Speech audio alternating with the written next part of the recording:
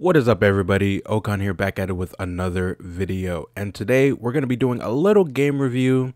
Now, we will be talking about no other game than Kena Bridge of Spirits, and this game actually came out in 2021, but I just got around to playing it myself, and I'll just go ahead and tell you guys from the jump that I had a pretty great time with this title for the most part.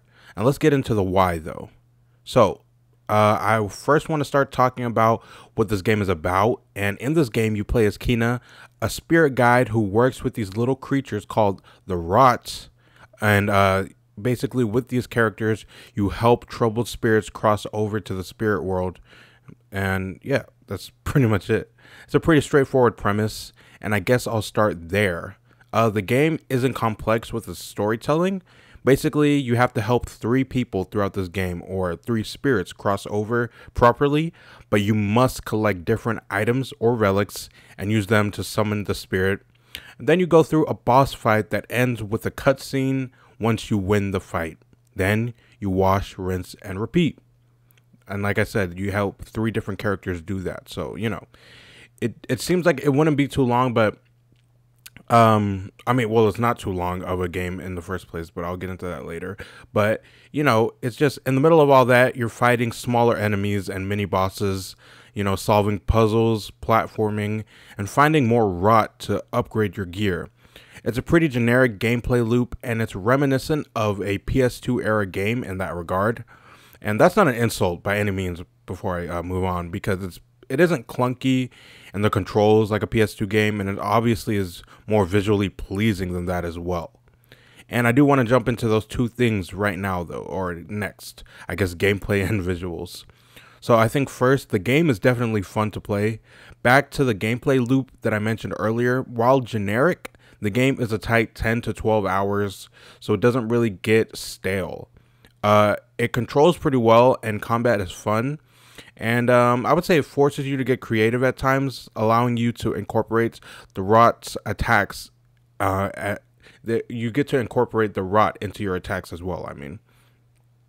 But one thing I will say is that, bro, like, towards the end of the game, that shit got so hard. Like, I thought I was playing a cute Pixar game throughout all of this, but I'm getting my ass beat over and over by some big-ass stick dude that's just a big-ass stick dude. Like, as you can see on screen, that's what I was getting beat by. But it didn't last too long, so I didn't have too much to complain about there.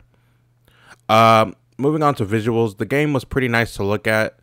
Like I mentioned earlier, it gave off a cutesy Pixar feel with the cutscenes and the gameplay footage, or the in-game footage, I mean. And I was shocked that it looked so good the whole time. It didn't drop frames or anything like that. But I guess that's what the developer Ember Labs is capable of. I like looking at this game a lot. It was very pretty. Now, I do want to talk about, like, you know, the gameplay systems, such as, like, you know, I think with the rot, or once you gain certain, you get these collectibles, like you can see on screen. You pick up all these little things and you use the rot to, like, move things around.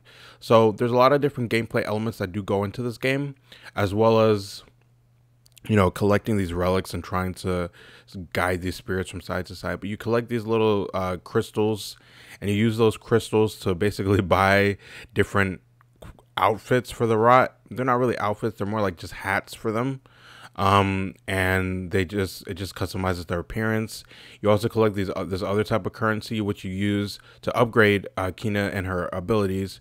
You know, from at the beginning, you just have the staff. Later on, you get a bow and well, not a bow and arrow. You turn the staff into a bow by bending it using your spirit abilities, and then further after that, you get a bomb that you can use that sticks to things, and that bomb is multi-purpose because it can stick to enemies and blow them up. You can use it as a weapon, but you also use it to solve puzzles, because on certain glowing rocks, if you stick that bomb to it, it will allow them to basically float in time temporarily, which is a pretty cool ability, I think, and that helps you, like I said, solve puzzles. So moving on from that, though, when you get to a certain part of the game and you start to get your upgrades, you can use these different types of currency to upgrade your abilities, and the ability points allow you to, you get to spend these points on these three weapons that I just mentioned before, and I think it's a good amount of variety in the upgrades that they let you choose from. Like you get to customize them to your liking, and you don't have to follow the exact skill tree that they present on screen. Like there's different directions you can go in, and I do like that. That's not bad when it comes to a game like this. And it's not like a huge skill tree like an RPG would be. It's just an action adventure game, so it's not too much you have to mess around with. But it does give you enough customization that your playstyle may not be exactly like the other person who else would be playing this game.